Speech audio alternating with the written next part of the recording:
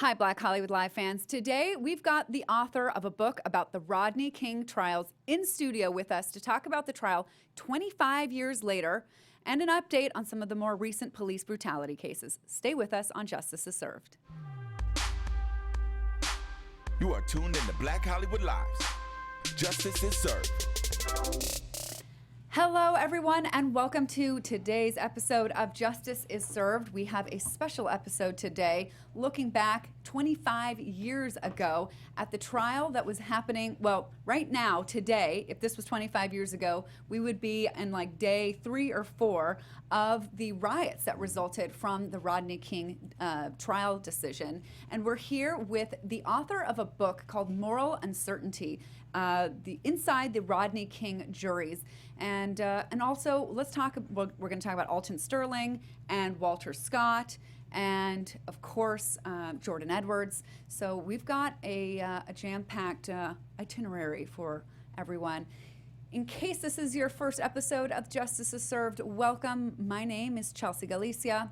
I am joined by a panel of attorneys. Today, we also have on the panel a journalist who wrote this book. Normally, this is a panel of just attorneys talking about the latest in the legal news around the country. I am joined by Yemi Abayomi and Shaka Smith. Yeah. All right, and out today is Domonique. We will miss her, and she'll be back with us. Oh, wait, not next week, but the week after that. So the three of us are going to have to hold down the fort. In any case, let's just start with our guest who wrote a fascinating book. And this book isn't even about the Rodney King trials. It is straight from the minds of the two jury foremen. So first, let me introduce you to Kathleen Neumeyer, who was there to witness the trials themselves, right, as a journalist. Because back in those days, in 1992, we didn't have cameras. We only had journalists who were in the courtrooms to report to us what was going on. But I wasn't in the courtroom for the two Rodney King trials. I just was talking to the 4 people after it. So. You were in the trials of other notable trials or earlier than that. Yeah. I covered the trial of Sirhan, who assassinated Robert F. Kennedy. Yeah. And I was in the courtroom for almost everything that happened with Charles Manson and the Charles Manson family. And I covered Daniel Ellsberg in the Pentagon Papers trial and John DeLorean in his little skirmish with the federal government over drugs. How do you stay sane? Well, that's a good question. So the way that this book came around, because you weren't in the trial in the courtroom from these trials, but you covered it. Yes. And then you received a letter. Yes. In about August, the trial ended on April 29th, 1992, with the verdict that started the riots within an hour. And in about August, probably, that summer, I got a letter from a lawyer in Salt Lake City who said that he was representing Dorothy Bailey, who had been the forewoman of the first Rodney King trial, the one that was called the Simi Valley trial, that had been unable to find guilty any of the 4 Los Angeles police officers who had severely beaten Rodney King. And he said she'd been starting to write a book and she needed a writer to help her. And because I had written about the law for years, he asked me if I would help her write the book. And I did, and then in the process of that, the federal government filed civil rights charges against the officers, and that we went to trial in federal court. And so the foreman of the federal trial joined with us, and then I wrote his story as well, and we had a combined book. So that's really fascinating, because in the first trial, not guilty for any of the officers. Yes. In the second trial, for the civil rights one, only 2 of the officers were found guilty of violating his civil rights. Yes. All right, and then, so it's interesting to look at the differences in those. But before that, did you get a sense of why these jury 4 people wanted to have their story told? Dorothy was just completely horrified by the fact that she felt like she had caused all of this devastation. She had thought that what the police officers did was terrible, that Rodney King was horribly beaten, that should never happen to a human being, but the jury was unable to agree that the police officers weren't doing what they were supposed to do as police officers. So you say several times that they were unable to overcome reasonable doubt. That's right. That a reasonable officer would have acted differently. They felt that any reasonable police officer would have made the same decisions that these police officers did. They were following someone who was accused of breaking the law. He was just speeding at the time, but they felt he was trying to get away from them. They thought he might be armed. They thought he might be on PCP. They were afraid of him, basically, and they couldn't just let him run away. They needed to stop him somehow. They didn't use their guns. The CHP had pulled out a gun, and the Los Angeles Police Department told the officer to put it away, and they'd handle this, and then they handled it with their steel batons. And they did it following the rules that they had been trained to do by the LAPD. They were allowed to use those batons to break bones. That was within their training. And the jurors were horrified to hear that they were allowed to do that. They thought it was wrong, but then when they were trying to figure out what they did that was illegal, they couldn't figure out how it was illegal if that was what they were supposed to do. Yikes. And so for so many of us, we came to the conclusion that they were guilty because of the video. Yes. That was the first and foremost, and that was, in the first trial, that was the first witness. Come to find out, we seen the video, and just in case maybe you're listening and weren't even born at the time of the Rodney King story, we're going to play a short clip of that. Do we have that ready to roll? All right, great. And this footage is not going to look anything like our cell phone video that we have. Or it might. Right, but because this was 1992. Oh yeah, or 91. I think about the dash cam videos, they really haven't changed much. So this was taken by a gentleman who had gotten a new camera, and he was looking over from his apartment building. Yes. This was from a camcorder, which was new at the time. And what was the landmark case about this was that this was the first time that we had ever had a videotape that showed police officers beating someone. People had been beaten before, but there hadn't been any evidence. So this was all right, that's enough. I can't take it anymore. But that's the point. Like, if you can't take it anymore, then it should be found that excessive force was used. Okay, so maybe there we watched maybe 10 seconds of it, if that. But and all the clips that we saw on the news, that's what I thought was the whole length of the video. It wasn't until reading your book that I found out that the video is actually much longer than the news clips that we saw. Not a lot longer, but somewhat longer, and it does show Rodney King trying to get up repeatedly, which is why they felt that he wasn't complying and that they couldn't keep him. And that he must be on PCP in order to be able to withstand all the beating and still come back. Yes, that's true. The other thing is, when you see things on TV, it's different than what the jury was seeing, too, what the jury knew about. And one of the things you knew if you were watching television and you were listening to people talk about it for months is that you knew that there were probably 24 police officers standing there. People are standing around watching, they're not taking part in this. And so it's hard to believe that you've got one man on the ground and all those people can't somehow manage to subdue him without continuing to hit him. That those four somehow felt they need to continue to beat him with their backup right there. Yes. So the video is a bit longer. The video shows him getting up. Now, I can't remember, is it from the video or was it testimony that Rodney King had actually taunted the officers before?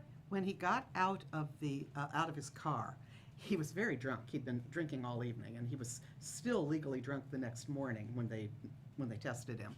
So when he was told to get out of the car, he forgot his seatbelt was fastened. And so he started to get out, but he couldn't get out. So that took a little while to get his belt off and to get out of the car. And then when he got out, there was a woman, CHP officer, who was coming forward toward him with her gun drawn. And he turned around and sort of shook his buttocks at her. That's what they described it. And that was believed to be insulting to her as a woman, that was a sexual gesture that he was making. And then he did go forward like he was going to put his hands down. They started screaming at him to get down and to get into the prone position. He got on the ground, and by this time the LAPD officer had come up and told Melanie Singer, the highway patrol officer, to put her gun away, that they would take over. And he took over, and then these four stood around him and subdued him with their sticks. So Dorothy's account, she talks about the things that she didn't know about that all of us did because we had access to TV and newspaper. Of course, they were not supposed to be looking at that. She didn't know that the police policy was that you could use sticks and beat people until you broke their legs. And most of us didn't know that. Yes, and the LAPD had used these sticks as an alternative to using their guns. They were working without their guns. Nobody was getting shot. They were only having their bones broken. Oy, Yeah, that's it's a very deleterious odd when excessive consolation. forces. Yeah. Yeah. So you don't lose your life, we'll just beat Right. you to a pulp. And also that the jury didn't hear that, the police chief, Daryl Gates, at the time had come out and said that he was shocked by the video. And I think that would help us believe that, so these officers did do something wrong, probably illegal, if the chief is shocked. But the jury didn't know about that. All right, and so she goes through so detailed. How was it that 25 years later she had such detailed notes? It wasn't 25 years later. Dorothy took shorthand notes throughout the trial. And so she came away from that trial with the trial practically verbatim in her notebooks.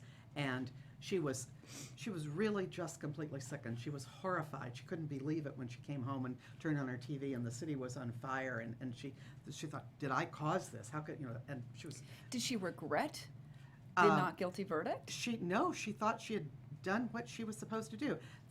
This jury had 78 pages of jury instructions to follow, which completely overwhelmed them. They read and reread those instructions every time on every count that they considered. They had to consider counts against 4 different police officers. There was more than one count against them. They went, every time they considered anybody, they read the instructions again, trying to figure out what they were supposed to do. And they thought that they had done exactly what they had to do, that they had reached the only verdict that they could reach.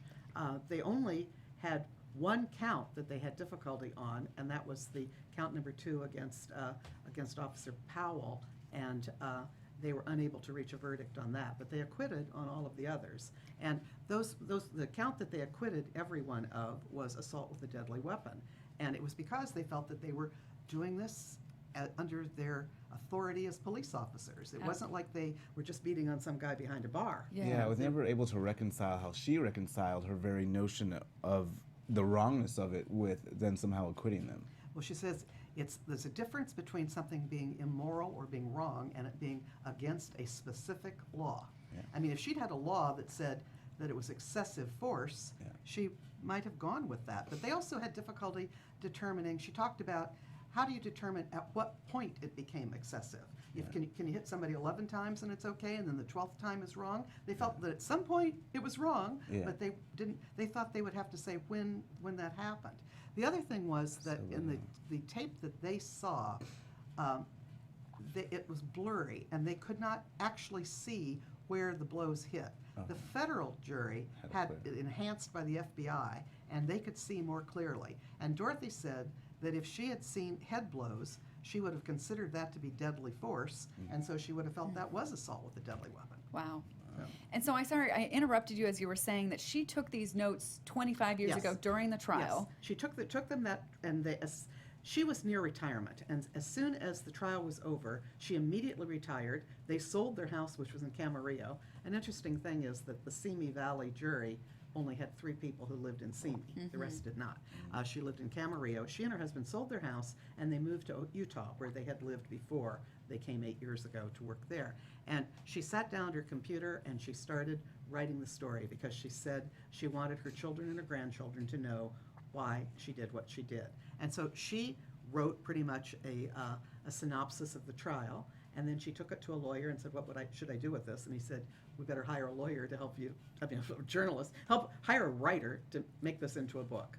And so that's how I came to be involved with her. I was hired to help her write her book. So this project is actually 25 years in the making. Yes. Because you had Dorothy and you had Bob. Yes. And you had interviewed both of them. Yes. And you had helped them write their accounts.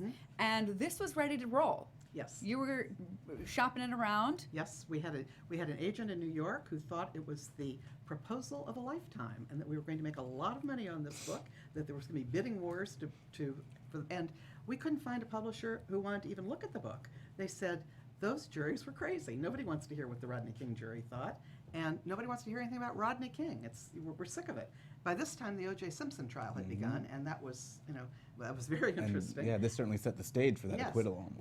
Yeah, and so nobody wanted to buy it, and so I just put it on the shelf and went on and did other things. And then somehow was it the 25th year anniversary that did it? Yes, last fall, I noticed that notebook up on my top shelf, and I thought, it's been 25 years that this is going to be the 25th anniversary of the riots. Unreal. And I thought, this is a piece of history. Yeah. This is a piece of history. I don't care whether it sells hundreds and thousands of copies. I think it ought to be printed, and it ought to be in libraries, and people should be able to read and see.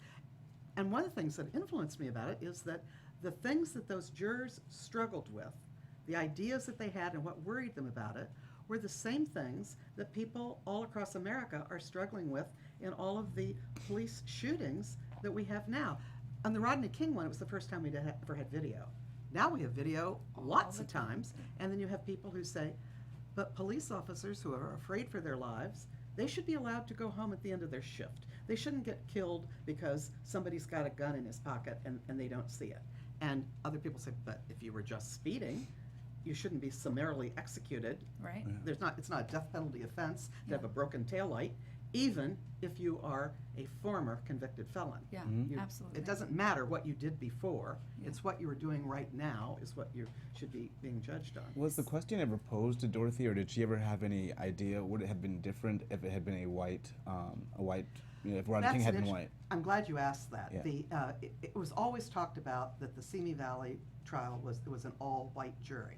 They moved it to Simi Valley because they thought that it would be hard to find unprejudiced jurors in Los Angeles County, so they moved it to Ventura County into Simi Valley, which was at that time anyway, a very white community, and a lot of police officers and firefighters lived out there. Yeah. There weren't any police officers or firefighters or their relatives on this jury, but the jury was it had one Hispanic and one Asian person who were on the jury that heard that case, and there is a man who has come forward recently saying that he was on that jury and that he was half black, that his father was black, but that he wasn't identifying as being half black at the time. And so it's bothered him all these years that people were saying it was all white when he was actually half black. But it wouldn't have made a difference since the jury didn't know, they weren't perceiving him as being black. But Dorothy always said that they never mentioned race ever in the jury room, that never came up.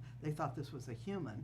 They did think they thought he was a criminal. They thought that they knew that he had been arrested before, and so they did think he might be a kind of a dangerous guy. And they did think he was big, and the police officers might be afraid of him. So I wonder if that was, for me, that whether his size or the fear of the police was influenced by the fact that he was black and not white. It may have been an implicit bias, but she said they never spoke about that. In the second trial, the federal trial, Bob has said that, and incidentally, that jury was almost entirely white too. There was one black juror on that trial, and there were two other minorities.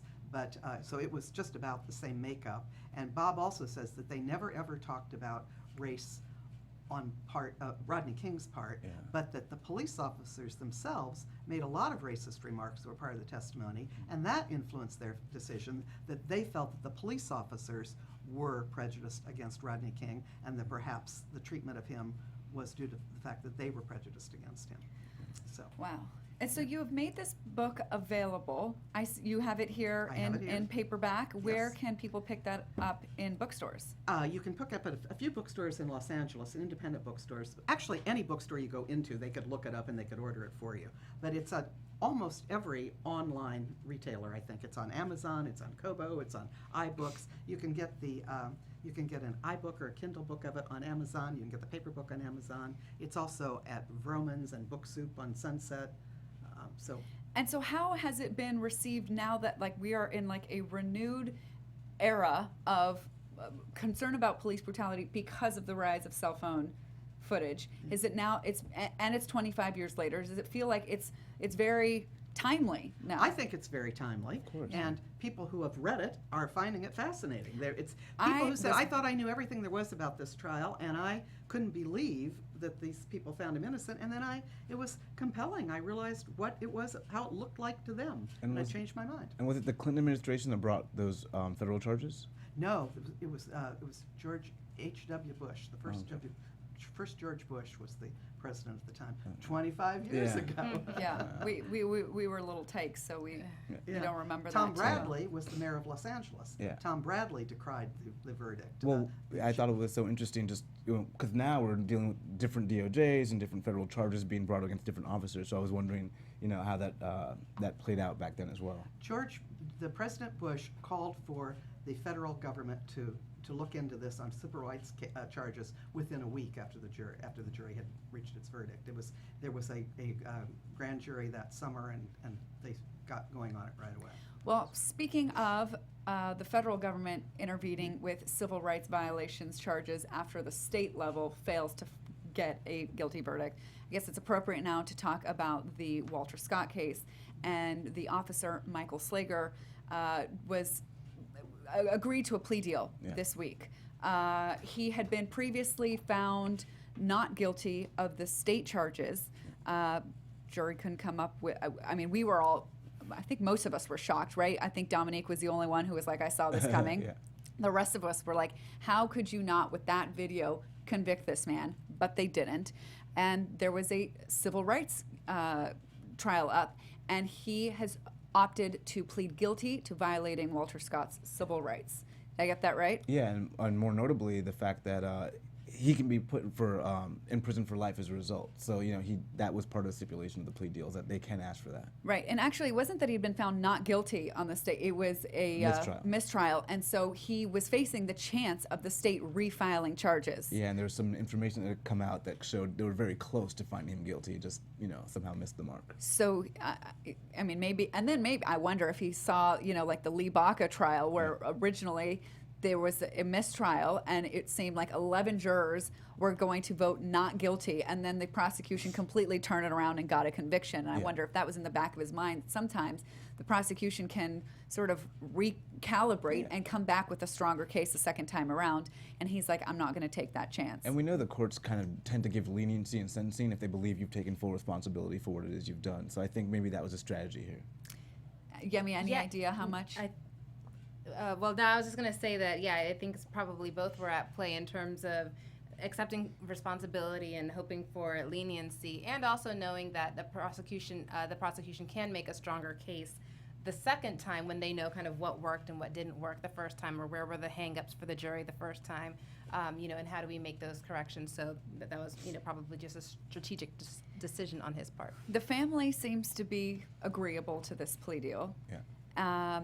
The family of Walter Scott, and one family member says they, want the life sentence basically, but other members of the family are not convinced that that's what he's going to get, nor is what it's needed. Any idea?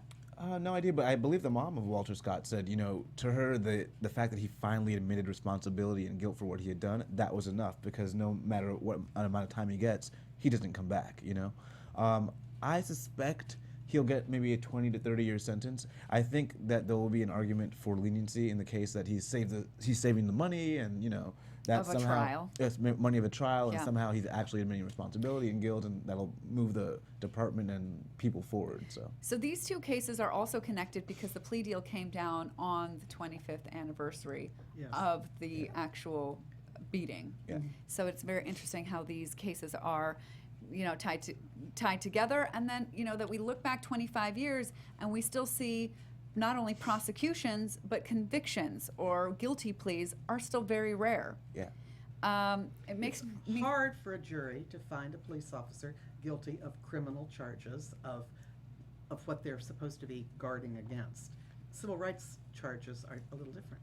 And I believe what you said in the book is usually you get the state's version first, so Yes. that comes out very quickly, and that kind of already chums the minds, I guess, of potential jurors. Right. I think you're probably the line in the book that stood out to me that you said is that the way the system is set up, it's almost set up for a presumption of guilt.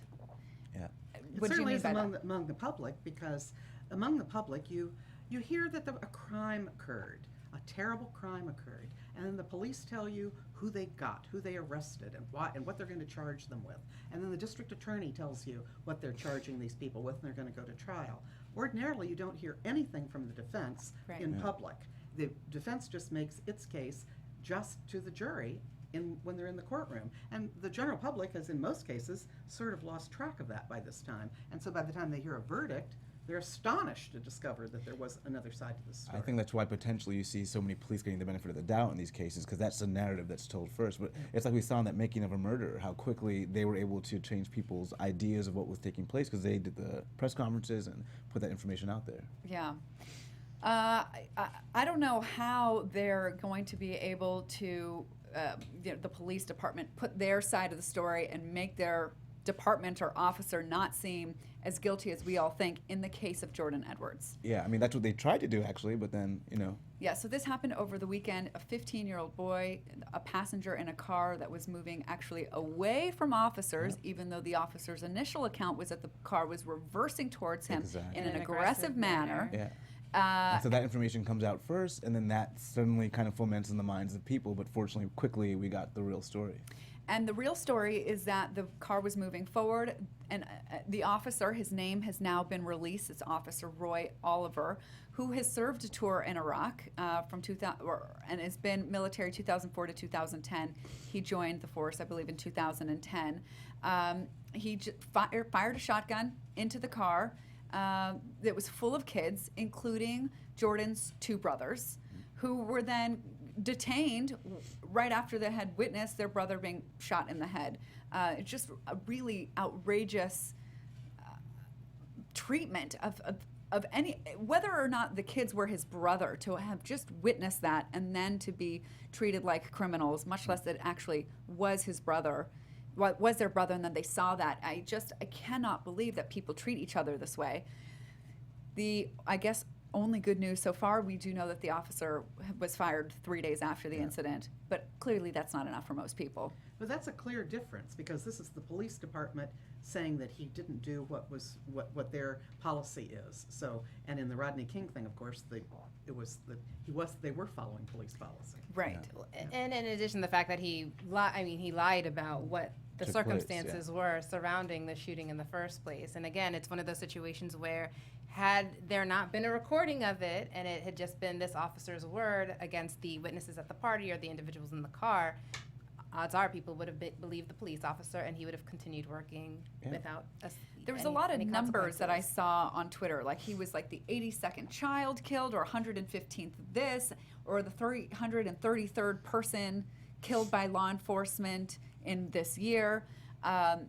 So those numbers, though, are not tracked officially by the FBI, and that's been true since the Rodney King trial, and that's something that people have wanted, for there to be official records of police shootings and brutality, and that is not still being done. Yeah, I think it's a transparency issue. Even in this case, they don't want to release, or they haven't released yet, the body cam footage that the officers had. So I think there's an issue of, transparency, and an issue of maybe not wanting to inflame the public so they get a larger settlement or a lawsuit, later down the line. Oh, I hope, and we say this every time, this one seems really obvious, that there should be charges here, and then we're shocked when there are not. So are you going to be shocked when there are charges? Let's put it this way, are you going to be more shocked if there are charges or if there aren't? If there aren't, obviously. Yeah, I'm usually cynical certainly cynical about whether officers are going to be found guilty of brutality, even when we have video. I hope that in this case, where we have video evidence, where we have a clear evidence that this officer lied and was dishonest about what happened, and plus the fact that the circumstances that the boy was, not that it should matter what age you are, but the boy was young, and hopefully all of those put together will lead to some level of accountability. Yeah. Charges and Shaka, you were saying you would be surprised if he's not. If he's not, yeah. Certainly, with the police department actually firing the officer here, I think he'll certainly be charged. Yeah, I mean, Slager was fired, and I guess he was yeah, charged. He was charged, yeah. Okay, all right. So there's a good, I think, chance that he will be charged also. You know who won't be charged, though? Well, yeah. Alton Sterling. The officer who killed Alton Sterling. Yeah. The Department of Justice decided not to pursue any charges. Yeah. I didn't see any good reasons why. In fact, the story was about the fact that nobody knew that the DOJ was not going to press charges until it had been released to the public. Louisiana didn't know, the law enforcement, the mayor, nobody knew about this beforehand. That was the story. Yeah, I think it's a new DOJ, and I think Jeff Sessions is a little bit more. He's a lot more police friendly. Again, I didn't have all the details of the legal facts that were available to the DOJ here, and so these cases tend to be hard to prosecute on a federal level. but I'm hoping it's not speaking to a trend in the DOJ to kind of back off civil rights cases. Well, But I I'm mean- sure, Well, I'm sure that's what they're doing. Yeah, I but think that's what he said he that's his plans stated, to do, right? yeah, that is his stated So it's intention. an actual initiative. Although I did see Jeff Sessions say something that sounded actually reasonable, and I think it was related to Slager, yeah. that we won't outcome tolerate was, excessive force against our citizens. yeah, and I was shocked that he said that, because every other word out of his mouth regarding law enforcement is that you must, honor them and defend them, and that these civil rights investigations just impugn their authority and get in the way of their being able to defend the law and all of this other. Yeah, what and I is think it kind of BS. it speaks to a little bit about the Rodney King thing, is that Jeff Sessions only sees it as a few bad apples rather than as a systemic problem. So it doesn't surprise me that he says, okay, in this particular case, we won't allow this, because he does believe there's like 10 bad police officers in the nation and that they're ruining it for everybody else. And the fact that you have something 25 years ago that is so present today, I think it speaks to a more systemic idea of racism and what's going on in these departments. Yeah. So Jeff Sessions comes from the great state of Is it Alabama. And Alabama is on the rundown this week because of a judge's decision to basically declare segregation legal. It sounds like I'm talking some crazy talk right now, but I'm not.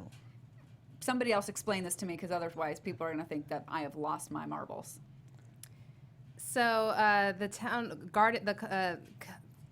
county of Gardendale, I believe it is, they want to remove. It's not the Gardendale is elementary school. They want to remove themselves from the Jefferson County School District, saying that they want more control over their schools and the education of their children. But there was a question as to whether their reasonings for wanting to remove themselves from the county system were more nefarious, in that they wanted to kind of exclude the Black population. the black kids. population, because I think that county is under an order where they had to segregate, and so there were students from other counties, predominantly black counties, that were or black communities that were being bused into their schools. This school, and these individuals at Gardendale did not want that. Yeah, apparently it's a small little hamlet that's predominantly white, but surrounded, I guess, by predominantly black counties.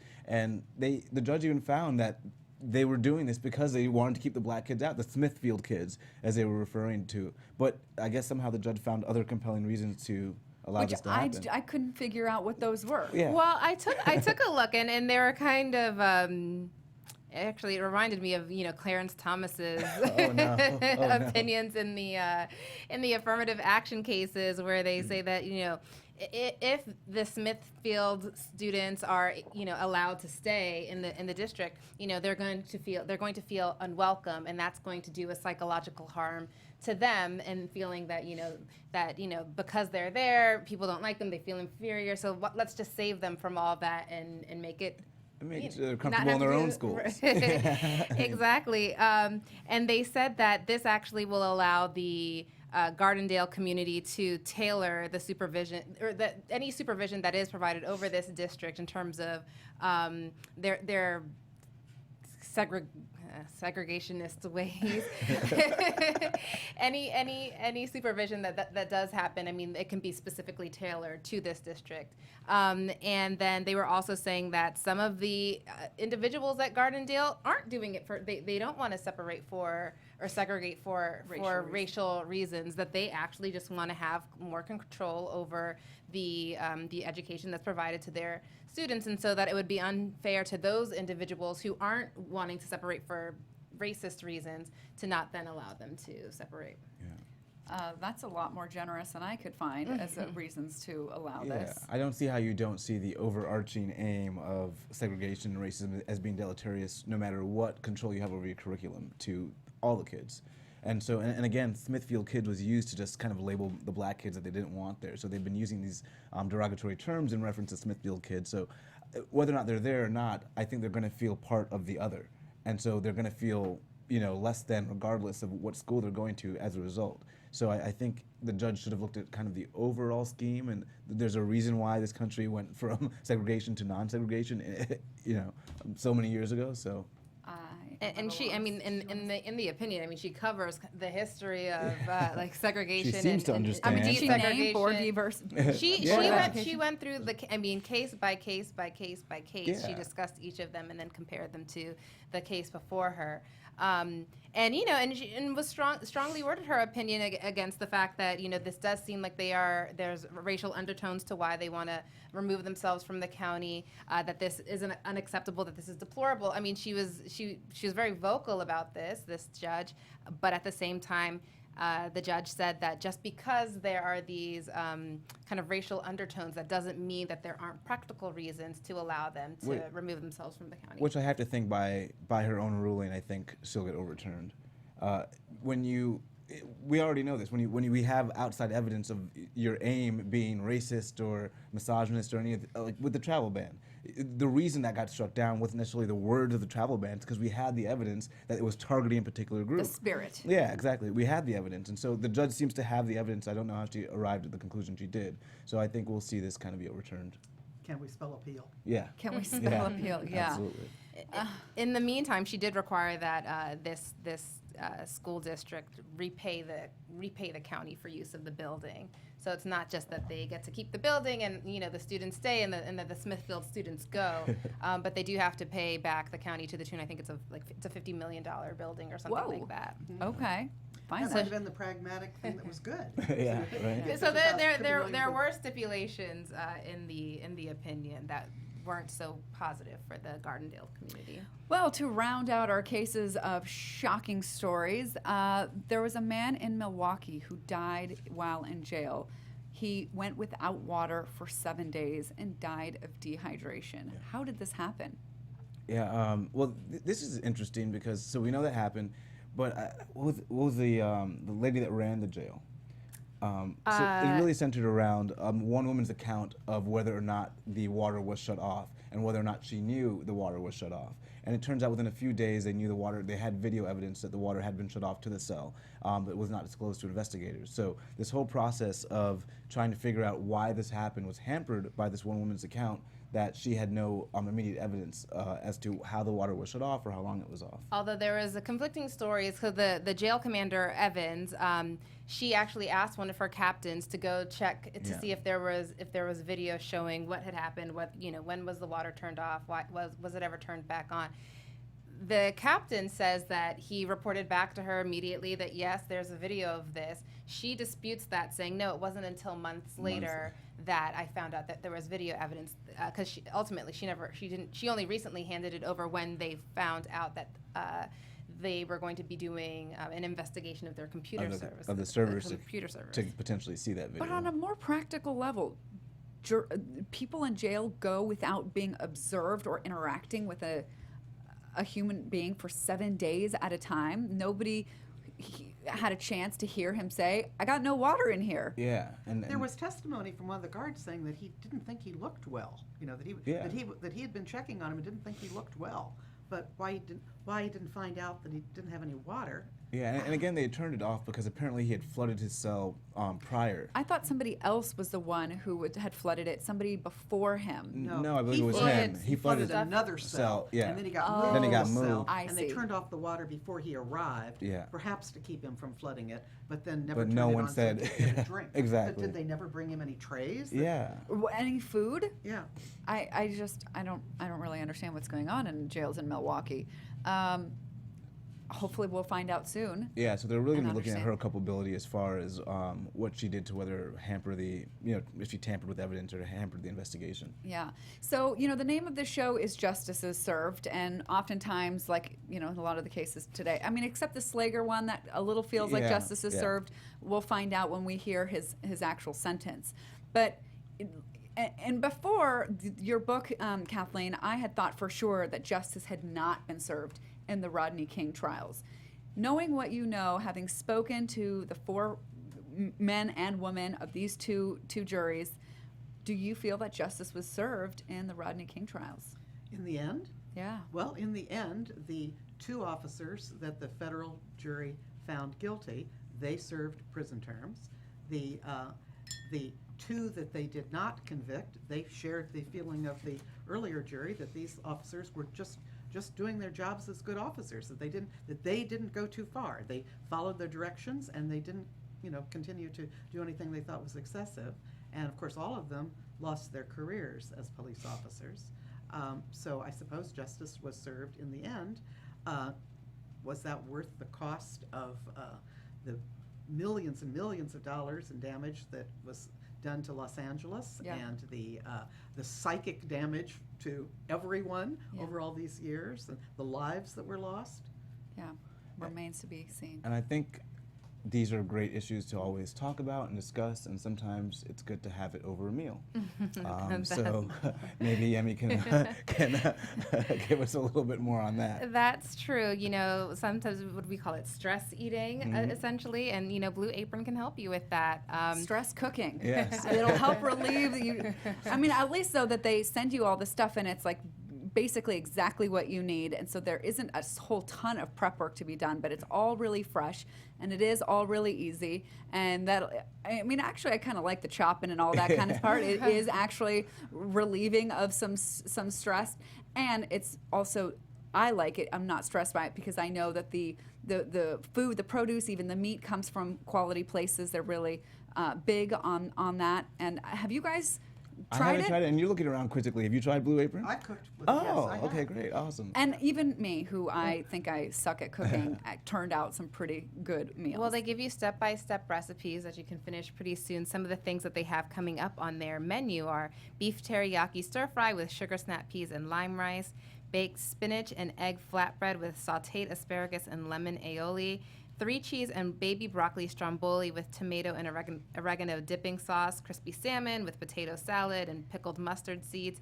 So you have a variety of meals that you're going to have sent to you. When I saw the names of the meals that I was going to be making, they sounded so fancy and complicated. I was like, this is going to be a disaster. But it actually is not as hard as it sounds. Not at all, and it's cheap. I mean, you go out to a restaurant, you're easily spending, $40, $50. This, if you average it out, can come to less than $10 a meal. A person.